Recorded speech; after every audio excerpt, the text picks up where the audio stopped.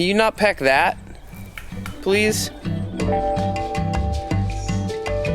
Last year, we began turning my backyard into a fully functional mountain bike trail system called Berm Peak. We started by building a deck at the highest point on the property, and then we cut downhill trails off the top of it. Along the way, we installed wooden obstacles. Oh, I think I got it! Jumps, berms, and even an airbag lander for learning tricks. As Berm Peak grew, so too did its infrastructure. We built gravel forest roads for transporting supplies, added a UTV into the mix, and purchased new trail building tools as needed. We even built a wood shop to help support building efforts out on the trails. And that has led to the construction of more complex lines than ever before. With 9 months of experience under our belts, and a solid infrastructure for running Berm Peak, we're more prepared now than ever before. Prepared for what exactly? Everything we've built to this day has been on a gentle 2-acre slope just south of the driveway. But on the other side of the property is a steep and treacherous 3-acre slope that we have barely touched.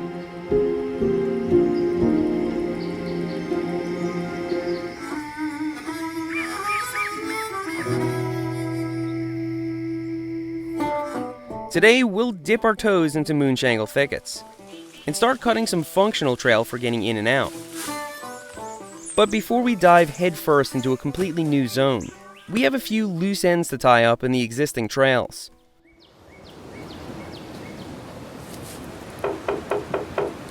Like any trail system, Berm Peak needs regular maintenance to stay running. The gravel roads could use a tune-up. There are branches across certain trails, and there are several spots that stay muddy when it's cold out. I've also noticed a few planks coming loose on the berm, and a plank on the whale tail that we never even screwed down in the first place. Well, that's not good. I make a lot of mistakes around here, but I'm not going to make the mistake of building new trails with the old ones in disrepair. So let's fix all this stuff before moving on. There are a few spots on the gravel road that only need a light raking to get back to normal, but some areas need more intensive work. Right before this lockdown, I filled the trailer with Crush and Run, the same gravel mix we use on the forest road. We can use it to fill holes, strengthen higher traffic areas, or add gravel to sections that had none in the first place.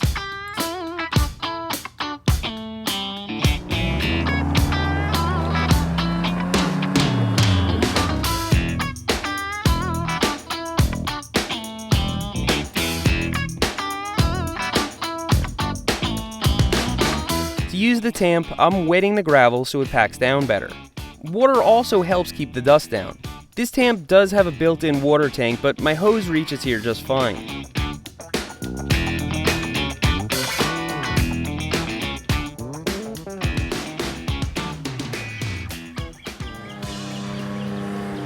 Towards the end of the road, there's a section with no gravel at all that gets a lot of traffic. I'm first using the tiller to get it flat, and then toiling away at the gravel mines for enough material to cover it. We'll dump out the gravel, rake it into position, and then run the tamp over it.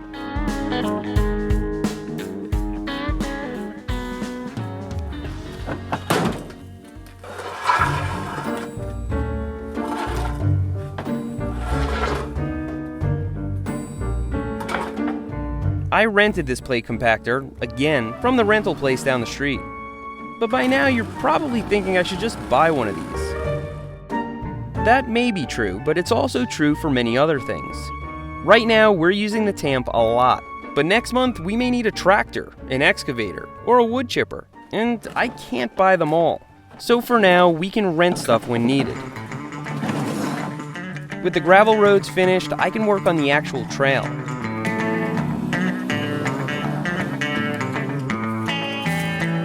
The dirt in front of the airbag lip has always been a problem area, but this trench should allow water to drain.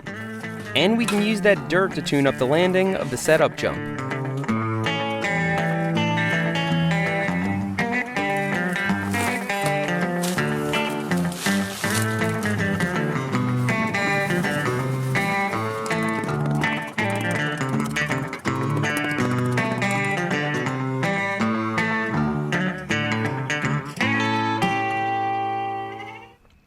And before we screw ourselves up, I'm screwing things in. It's amazing that we never noticed these missing fasteners. But the plank was fastened from the other side, so it stayed put. I'm going to check over the berm real well and actually add more screws to keep these planks in place. For safety's sake, inspections like these should really be done on a schedule. With our spring cleanup complete, Berm Peak is running better than ever. And now we can take a closer look at moonshangle thickets.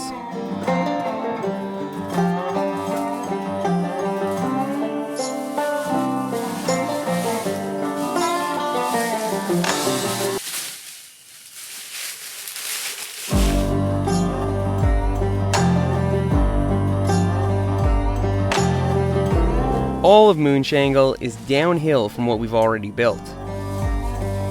From top to bottom, it measures the length of an American football field, which is 100 yards or 90 meters. From side to side, it's even bigger. I walked around out here the other day, and that was the first time I'd been really low on the driveway, and it was like the really big bummer getting back up. It gets steep, and then you have some natural bench, right? Where it gets a little bit less steep. So we'll keep making trails that go onto the natural bench and then swoop down to the next one. You can actually get into moonshangle right after the driveway gap. So that's where our east entrance will be. We already have a west entrance on Roto-Rooter Trail, which stops abruptly nearby. So the first thing we'll do is connect those entrances together to make it easier to navigate.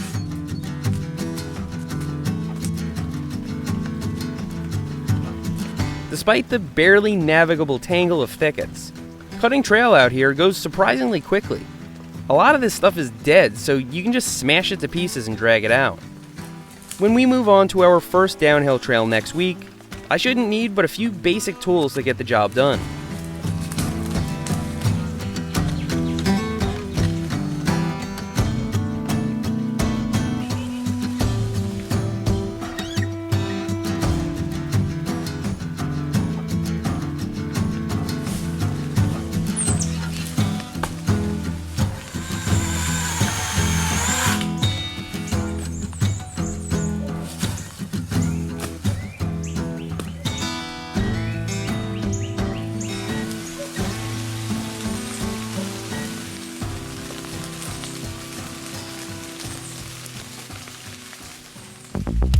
With our connector trail cut, the map looks like this. Roto-Rooter climbs out, and the shangle connector links it to the driveway. It's more functional than it is fun, but it has opened up some interesting routes. Let me show you what I mean by that. First, we'll pedal from the house to the forest road.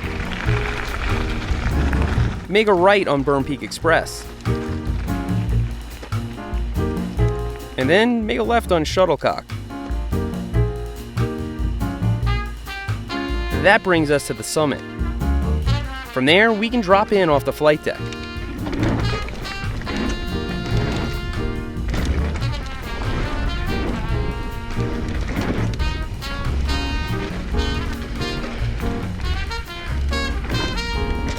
As Roto-Rooter winds down into moonshangle, we can now keep going and climb out.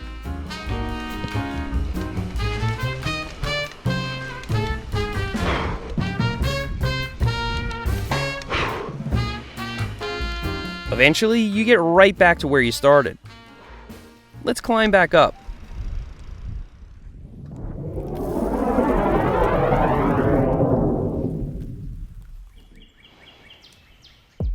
Drop in from the other side of the flight deck and you can ride Woodpecker.